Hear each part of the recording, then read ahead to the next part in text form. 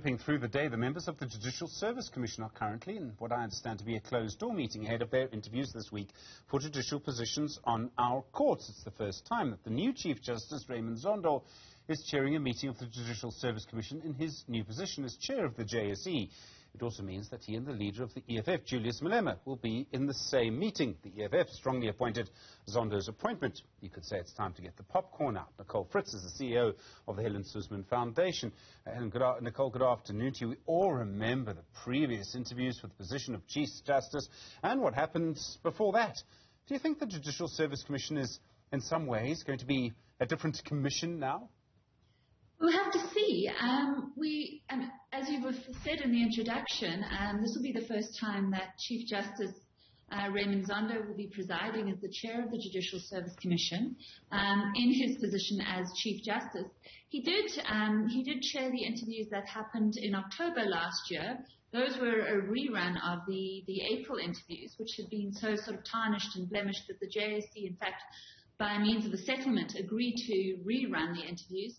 Certainly the process that we saw play out last October was a significant improvement on what we had seen take place earlier in April.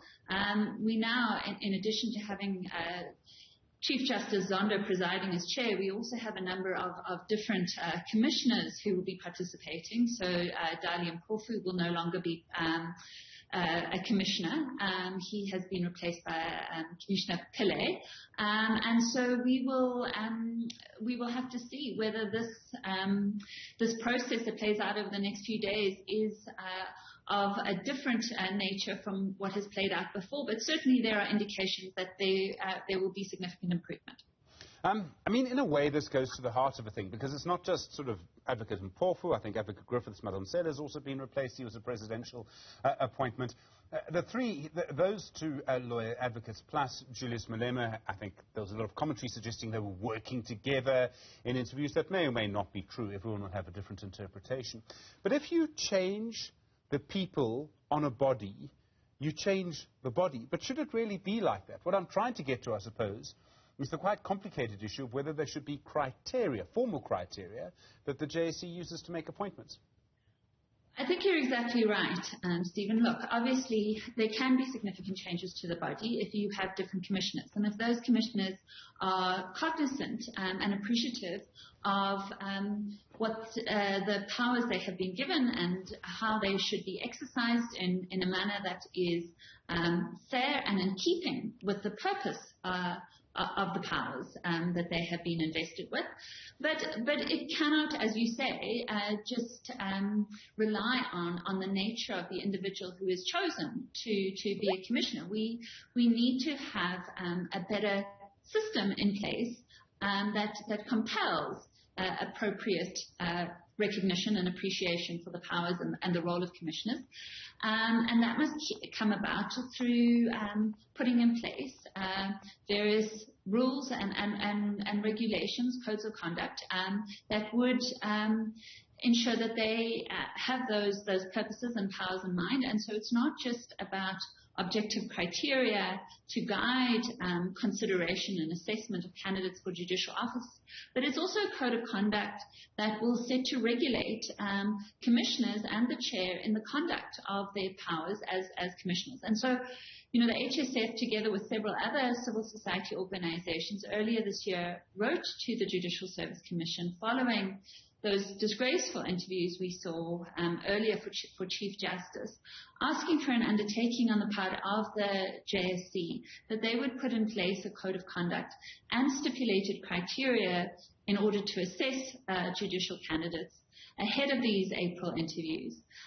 We received a letter in response from the Judicial Service Commission saying that they couldn't give us that undertaking, but that Chief Justice Zondo had sought to put in place a meeting, a workshop, and earlier this year that hadn't been able to happen, but that they were using today's meeting, and that it was possible that from today's meeting we would see the emergence of clearer, more elaborate criteria, in order to assess candidates for judicial appointment, and that perhaps we would also see a code of conduct or some criteria regulating commissioners and the chair in the conduct of their duties. And so obviously today's meeting has not come to an end, but we are hopeful that today's meeting will be used in order to put in place those types of criteria and guidance. I mean, I understand the argument, and I keep making this point, that is it not the case that sometimes someone will come along who meets all the criteria, but is still the wrong person? And sometimes you'll have someone who doesn't meet all the criteria, but is still a better candidate.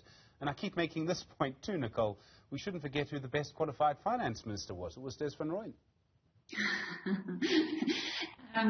Yes. So again, I mean, I think the fact is that, you know, it's not a question of extremes, right? I mean, nobody's saying that the cure for what has been a kind of debasement of the interview process, an interview process that I think has far from allowing the public to have confidence in the independence of the judiciary and the appointment processes, has in fact sort of impaired the public's confidence.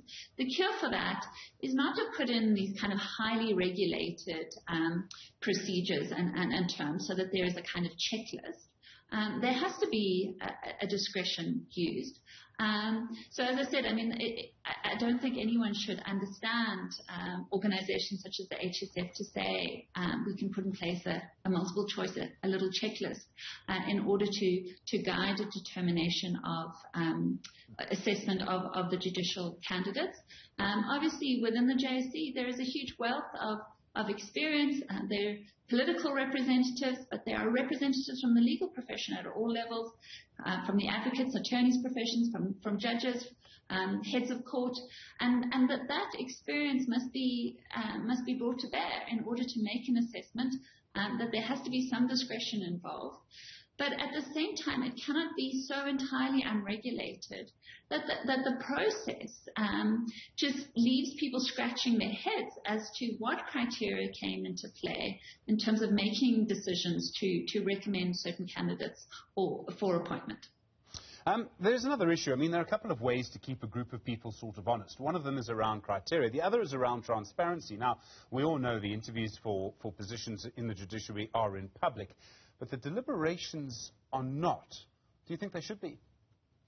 I don't know that I think that the deliberations should necessarily be publicly available. I do think that, you know, if there are court challenges, then the transcripts of such deliberations must be available. So certainly detailed notes and recordings of that deliberation. But I do think that there will be cases where those on the JSC will want to engage in really kind of robust, frank assessment of the different candidates' suitability. And that may not happen best or be incentivized best if one is having public deliberations. So our position is not one that deliberations necessarily have to happen in the full glare of public scrutiny, but that there must be a record kept and a detailed record kept. So, you know, if certain decisions are to be challenged, that one can get a careful, considered record of how deliberations and decisions were made. Nicole Fritz, thank you very much indeed, CEO of the Helen Suzman Foundation. I really do appreciate the time on News.